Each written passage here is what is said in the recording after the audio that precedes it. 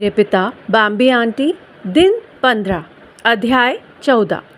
सत्संग, सच्चे भक्तों का जमावड़ा। सत्संग का मतलब है सच्चा साथ या सच्चा जमावड़ा। सच्चा गुरु होना और जमावड़ा होना, हम भक्त होना।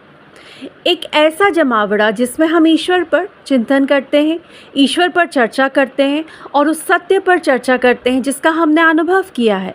यह एक कक्षा की तरह है जहां हमें पढ़ाया जाता है, ज्ञान दिया जाता है और संदेश दिए जाते हैं जो न केवल हमारे लिए होते हैं बल्कि उन्हें दूसरों तक पहुंचाना होता है और उचित समय पर बताना होता है। जब लोग गुरु जी के पास आते थे तो वे हमसे पूछते थे कि आपके गुरु लोगों को उनके सामने खड़े होकर उनकी महानता के बारे में क्यों बताते हैं। हमारे गुरु साहिब ने बहुत पहले से ही सब कुछ तय कर रखा था। उन्हें पता था कि वे एक दिन अपना चोला छोड़ देंगे और उनकी कक्षा में ऐसे पाठ पढ़ाए जाने थे जिन्हें उनकी उपस्थिति में जिस तरह से कहा गया था उसी तरह से दोहराया और दोहराया जाना था। जैसे कि उन सत्संग में संगत के दूसरे सदस्य के लिए संदेश होता था, दूसरे व्यक्ति की सांत्वना।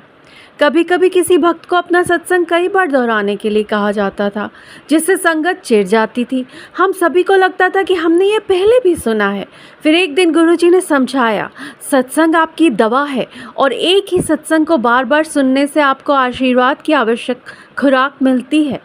इसलिए सत्संग को धैर्यपूर्वक सुने क्योंकि इससे आपको लाभ होगा। यह दवा सत्संग आपके पास रखने के लिए नहीं है बल्कि सभी के साथ साझा करने के लिए है।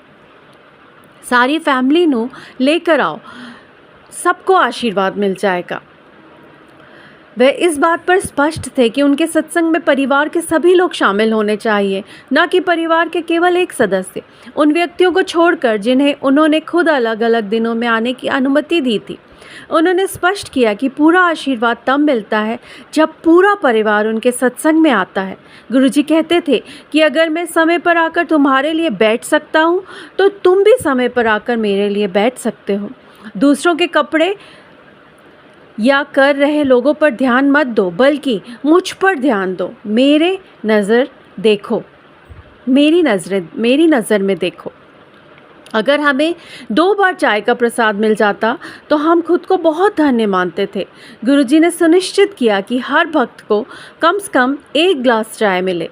उन्होंने कहा, मैं लंगर के जरिए सबको आशीर्वाद देता हूँ जिसे दवा की तरह लेना चाहिए और बिल्कुल भी बर्बाद नहीं करना चाहिए। लंगर हमेशा सरल होता था, एक दाल, एक सब्जी, रोटी, अचार या रायता और कुछ मीठा। लहसुन और प्याज पर कोई प्रतिबंध नहीं था। एकमात्र नियम यह था कि